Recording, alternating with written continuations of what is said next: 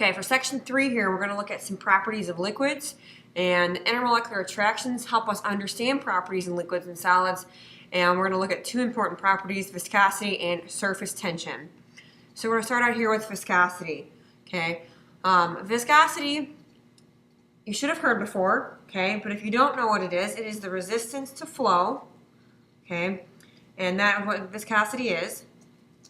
It is also kind of thought of as the ease with which particles move past one another. So if I have a higher viscosity, that means that I'm going to have a higher resistance to flow, meaning it's harder for particles to move. Okay? If you have a heavier molecule, meaning molar mass-wise, or ones that are in size-wise a lot of times, okay, meaning like radius-wise, those are going to have a higher viscosity. You want to think about molasses or syrup versus like water or Kool-Aid or Gatorade.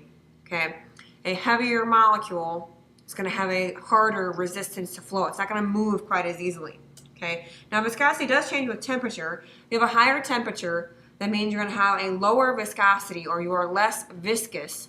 Okay, that means these particles have enough energy to break and stretch the intermolecular forces and move around.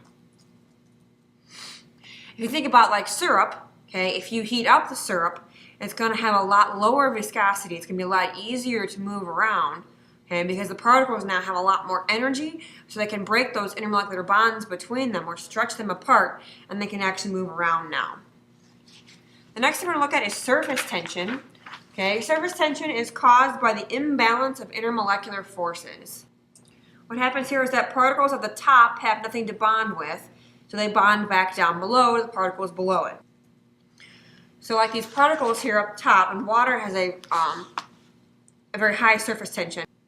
So these particles that you see here at the top, okay, have nothing to bond with up here, so they don't. They actually bond back again, back down below. So now they're bonding kind of twice as much as they would normally. And so that gives a higher surface tension, meaning it's harder to break these bonds at the top than it would be to break some of the bonds more maybe down below. Okay? Since spheres have the smallest surface area for their volume, water droplets assume an almost spherical shape. This is the same way that water tends to beat up on a newly waxed car, because there's little or no attraction between the polar water molecules and the non-polar wax molecules. Okay? The measure of the inward forces that must be overcome to expand the surface area of a liquid are given by its surface tension. Okay, the energy required to increase the surface area of a liquid by some amount. Okay, so it's how much energy it takes to increase the size. Water has a high surface tension because of its hydrogen bonds. Okay, the surface tension of mercury is even stronger because of the stronger metallic bonds between atoms of mercury. Okay, so we're trying to increase the surface area. If it takes a lot of energy to increase the surface area of something, then it has a high surface tension. If it takes little energy to increase the area, then you've got a low surface tension. So let's look at an example. Okay, how do viscosity and surface tension change as temperature increases, and then also as the intermolecular forces of attraction become smaller? So if my temperature goes up, that means my particles are going to have more energy. Well, if they have more energy, then that means that my viscosity, the resistance to flow, is going to go way down, because it's going to be easier to break those bonds in between. Which also means then that my surface tension is going to go down, because it's easier to break or easier to increase the surface area. Okay?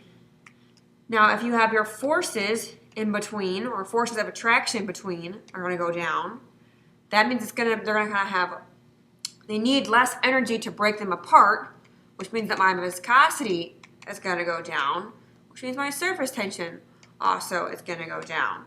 Okay? The particles are now easier to move and easier to break. So let's look at now some other force concepts. Okay? Intermolecular forces that bind similar molecules to one another are called cohesive forces. Think of something that's cohesive, they are binding together. Your cohesive unit, you work well together, you are bonding together. Okay? Intermolecular forces that bind a substance to a surface are called adhesive forces. Think about tape. Tape is an adhesive, meaning you're taping something to something else. Okay? You're binding it to a surface.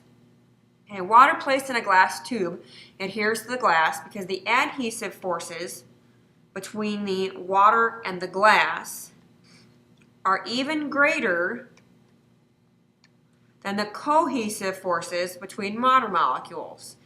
And the U-shaped surface is called a meniscus. So that's when you're looking here at, if I have like a glass tube, you get the U-shaped, okay, the ones that are adhering to the end, those forces, those are my adhesive, and the forces that are holding it together, like one water on the inside to another water, those are my cohesive. And the adhesive are actually stronger because you see here that they're getting kind of left behind. So it's kind of like hanging on for dear life there at the top, which means that my adhesive are stronger and don't want to let them go than the cohesive of the water in the middle. Okay? So if I have a small diameter glass tube that is placed in the water, water rises in the tube. Okay? And this is called capillary action.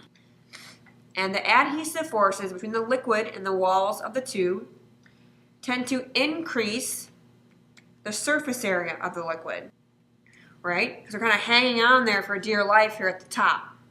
So you're increasing the surface area because these are going to be higher up on the end, okay? The surface area of the liquid tends to reduce the area, thereby pulling the liquid up the tube. So the surface tension is kind of reducing the surface area, so it's moving up, whereas the adhesive are trying to kind of increase it. So the liquid climbs up to the force of gravity on the liquids, balances the cohesive and adhesive forces, which is how you get liquids to move up a little tube. It's called capillary action, like I said. It has to do with an adhesive forces sticking and the cohesive in the middle reducing. So it reduces the surface area and it moves up, then you got it sticking, and you move up, and that's how you have capillary action, or a liquid moving up a tube. Okay? So if a liquid in a thin tube has no meniscus, in other words, the top of the liquid looks flat, so instead of having a U-shaped curve, we are straight across, what does that imply about the relative strengths of the cohesive and adhesive forces? If it's straight across, you're implying that my cohesive and my adhesive balance, or they are equal. Okay? You could also say that my adhesive aren't very strong.